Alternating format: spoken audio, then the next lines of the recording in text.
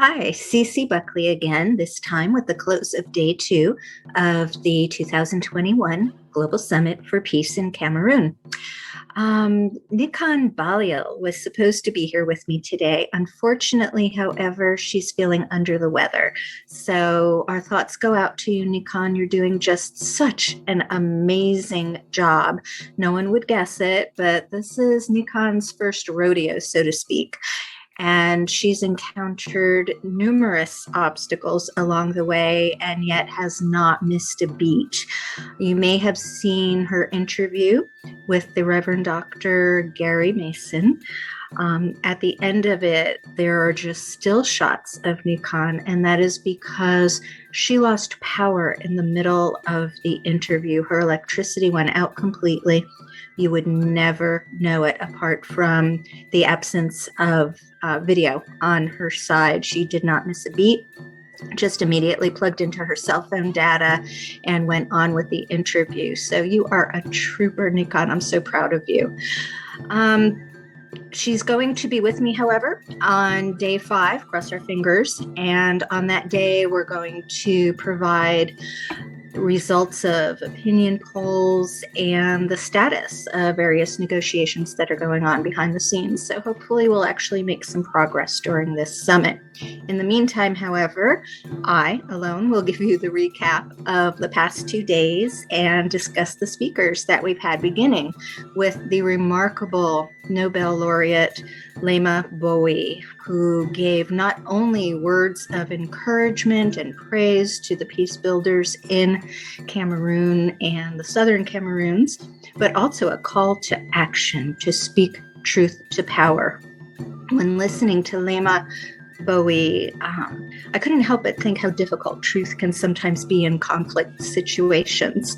Sometimes there is an absence of knowledge, an absence of information that leads to false truths that people then buy into and base their actions upon.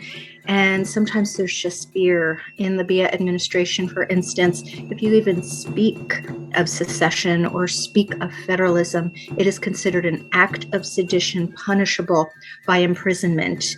If there is any suspicion that perhaps you are associating with freedom fighters, you will have the BIR storm into your house and possibly shoot you on sight. That has happened numerous times. I was speaking with one of the women peace builders who has such a good heart. However, she told me that there is no reason to be afraid of the BIR. The only people who say that are people who want to become part of the process. I remember thinking to myself, there's absolutely nothing that isn't problematic about that sentence. It has been well documented that the BIR has committed hundreds, if not thousands, of atrocities since the start of the Anglophone crisis. And with regard to people wanting to be part of the process, isn't that a good thing? Shouldn't we seat everyone at the table who wants to take part, get contributions from everyone, and see where this can go rather than making it an exclusive club?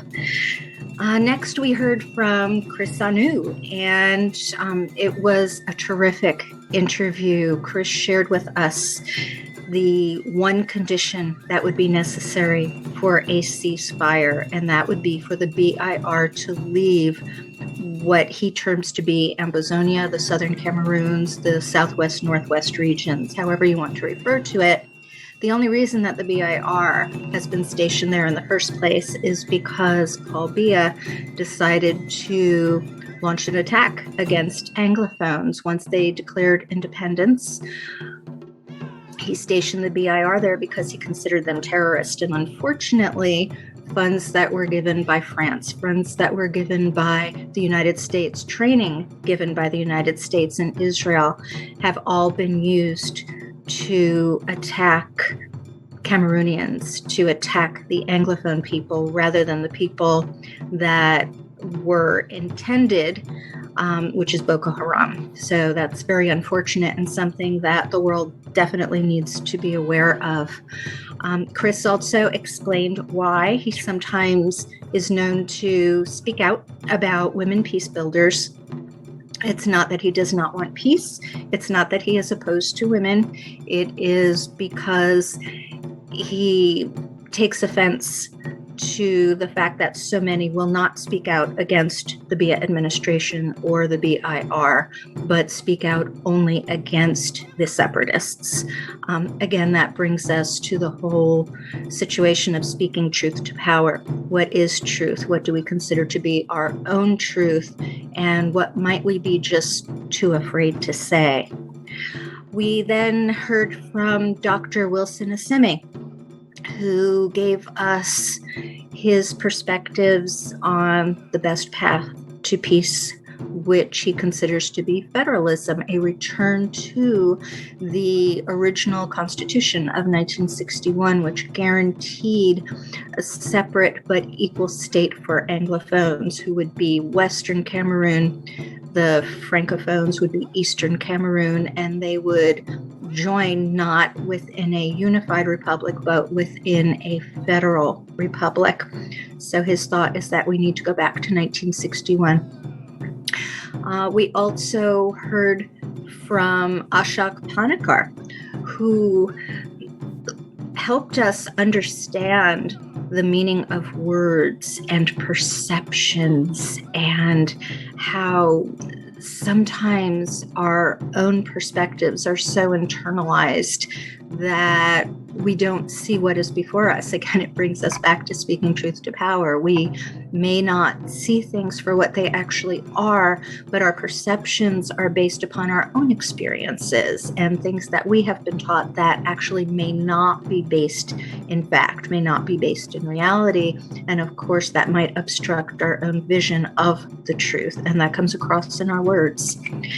Then on today, we started with Gary Mason, the Reverend Dr. Gary Mason, remarkable man who was integral to ending the war in Northern Ireland. His perspectives are so clear and straightforward, and in fact, he has agreed to participate in a peace process in Cameroon as well, which we're very excited about. So thank you so much for that, Gary.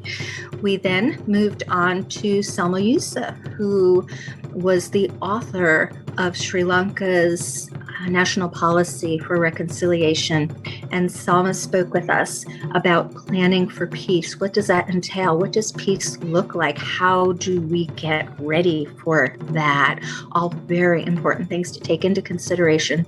So often we strategize about combat. We strategize about conflict and war and forget to have a strategy for what comes afterwards, and we're not sure how to handle it. We don't have the capacity or the infrastructure to move things to the next level. So Salma's words of wisdom, I'm sure, were very welcome by people in Cameroon and Ambazonia who are looking forward to ending this conflict at some point in the near future.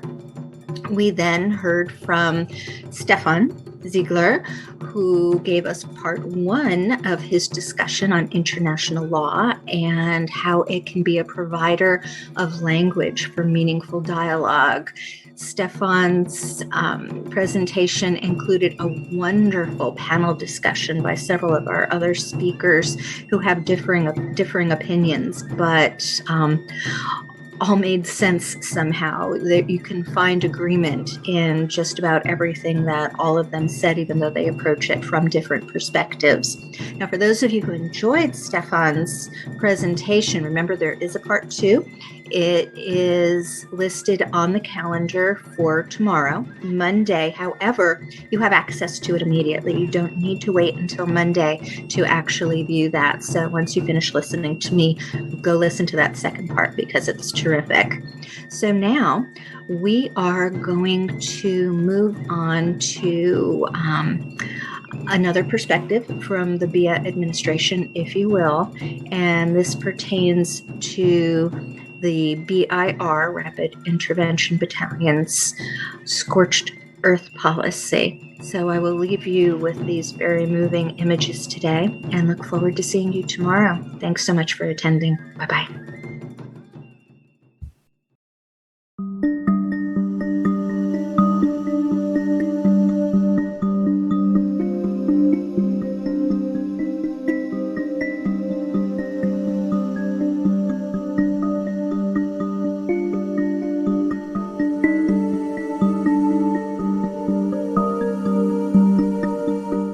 Yes, this is all what is left on the opposite camp of Kokwa. Here we have 18 houses that have been burnt ash down. 18 houses. This other direction. Please look at what is happening. Let's imagine how the people will live, how their lives will look like. Just imagine. Look, the whole house, all property have been burnt down. Look at life. Where would this family start? Where? Please, dialogue should take place. The UN should intervene. They should not allow this genocide to continue before they come in. People were burnt here, and grandparents, some of them died inside here. Please look at the economic loss. Look at the economic suffering. Look at how lives will be. Oh Lord. Just look. Oh my God.